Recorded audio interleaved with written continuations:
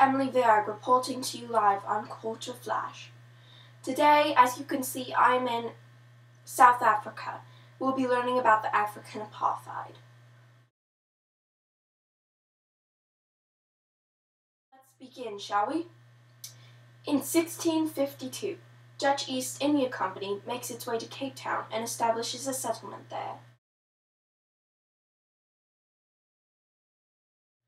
Soon, many battles begin, and the Europeans have dominated the western half of the area by the 1800s.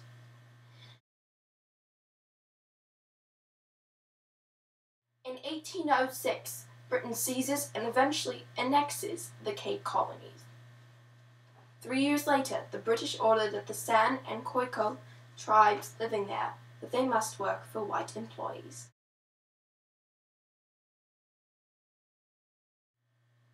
Many Dutch families migrate north or south to escape the controlling British rule in the 1830s. This was known as the Great Trek.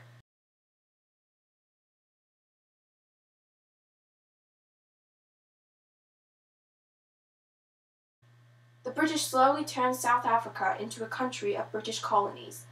That was when the British discovered gold and diamonds in the following decade.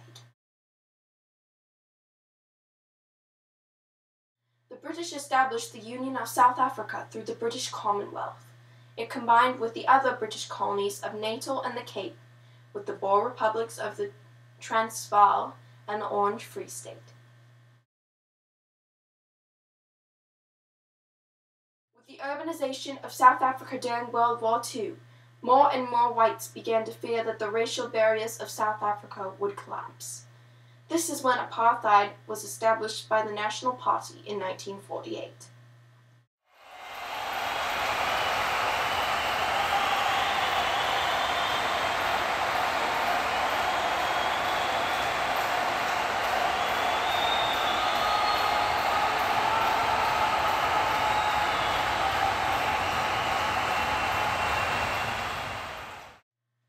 Albert Lutuli, Oliver Tambo, and Nelson Mandela, aka the African National Congress, start a passive resistance campaign against the apartheid.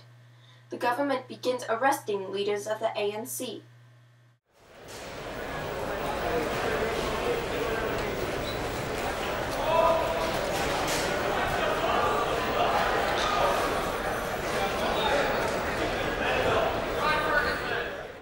In 1961, South Africa gets to leave the Commonwealth. It becomes an independent republic. In 1976, a nationwide riot begins. Thousands of students in Soweto demand to be taught in English. Police fire on the students, which starts nationwide riots. In that year, police killed more than 500 protesters, including leading activist Stephen Biko.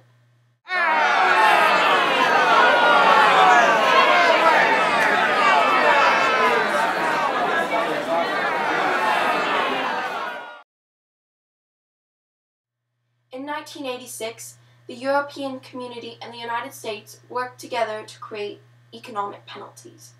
The United States prohibits the import of South African agriculture, iron, and steel.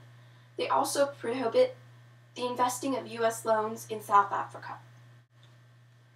In 1987, many black railway workers strike and kill 11 workers, and also damage more than 60 trains through a bomb attack before the government met their demands. In 1989, F.W. de Klerk becomes the president of South Africa. He released ANC leader Nelson Mandela and ended basic apartheid laws and the state of emergency.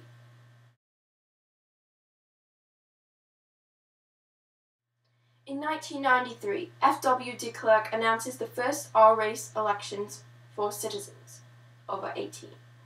Both Nelson Mandela and de Klerk are given the Nobel Peace Prize. Mandela is soon elected as the new president of South Africa in 1994.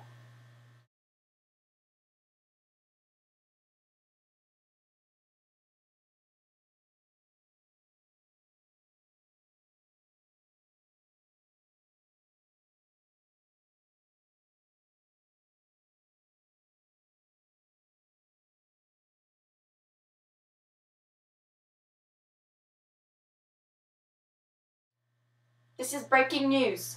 The second all-race election of South Africa will be held on June 2nd in this year, 1999.